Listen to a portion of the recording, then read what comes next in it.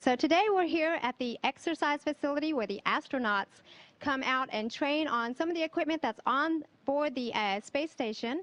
And here with me today we have Lisa Plout-Snyder. She is the lead scientist for exercise physiology and countermeasures. Welcome, Lisa. Thank you for coming. First of all, we were going to talk to you a little about a study that is currently ongoing. I believe it happened once. Started with a crew that is now down, and they're also participating in this study now. That study is called SPRINT. And so first, just talk to us a little about what SPRINT is. Give us a brief overview, if you will. SPRINT is an exercise research study that looks at an integrated exercise program using aerobic and resistance exercise. And we're trying to come up with the most efficient exercise prescription to optimize the cardiovascular system, skeletal muscle, and bone.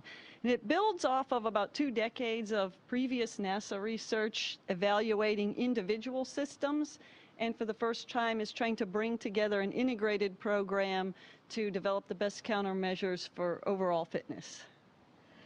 That's a mouthful. And so explain to me exactly what specifically is the crew doing, what kind of activities are they doing that will be different from what their normal exercise program would be? Yeah, there are 2 main parts to the SPRINT program. The first part is a set of ground-based tests before and after flight to provide a really thorough assessment of the cardiovascular muscle and bone systems. And so these include maximal aerobic testing, different muscle power, muscle endurance, muscle strength, variety of muscle performance tests, a muscle biopsy, as well as measurements for bone, including QCT and DEXA. And so with these measurements pre and post flight, we'll get a really thorough assessment of the crew's physiologic function. And the second part of the study employs an in-flight component where they perform a new exercise prescription on ISS. They use all of the same ISS equipment, but the way the exercises are prescribed is a little bit different. So we include aerobic intervals, and that's how the study got its name, the SPRINT. So they do some sprinting on the cycle and the bicycle, where they go at high intensity for short bouts and then have a rest period. And we also have resistance exercise on the ARED that they perform 3 days a week. Okay, so currently the crew is exercising 2 hours every day. Will that change with this experiment? Are they resting any time?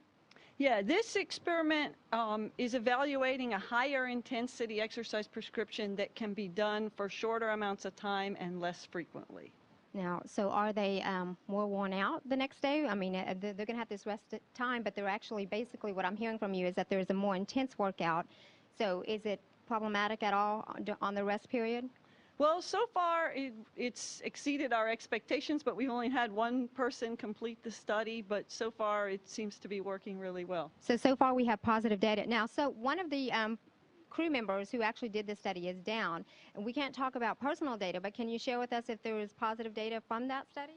Yeah, he exceeded our expectations, and it went very well, especially for the first person, both in terms of the implementation.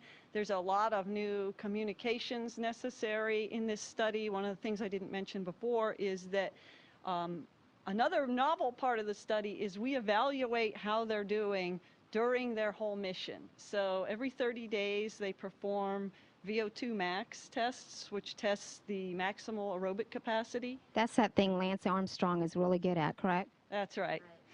One of the things.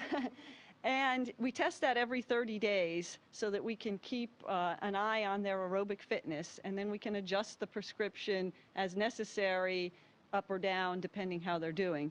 We also have, for the first time, measurements on ISS of muscle ultrasound. So we're using the new ultrasound system to make measurements of the leg muscle size, and the crew members scan themselves and make measurements of their own muscle size, and we compare that with the loads they're doing on ARED to determine how well they're doing for the resistance exercise, and we can adjust the prescription accordingly. And so this involved a lot of new implementation of communications to get this data quickly and coordinated. So both from the implementation standpoint and from the performance standpoint, our first subject was a great success. Awesome. Well, so first let's go ahead and talk about some of this equipment that we have. I understand there are 3 main pieces. We have One right here behind us, this is the Advanced Resistive Exercise Device. And what other pieces of equipment are you using during this study? So all of our resistance exercises are performed on the ARED, or the Advanced Resistance Exercise Device. There's also a treadmill and a cycle up on the space station. And in the sprint program, the participants exercise on both of those, at least 2/3 of their aerobic exercise on the treadmill. It's a little more treadmill than cycle. Okay, great. So we know what the cycle is and a treadmill is, but the advanced resistive exercise device basically is a piece of equipment that simulates weightlessness here on Earth. Thank you very much for coming by and talking to us about the Sprint study.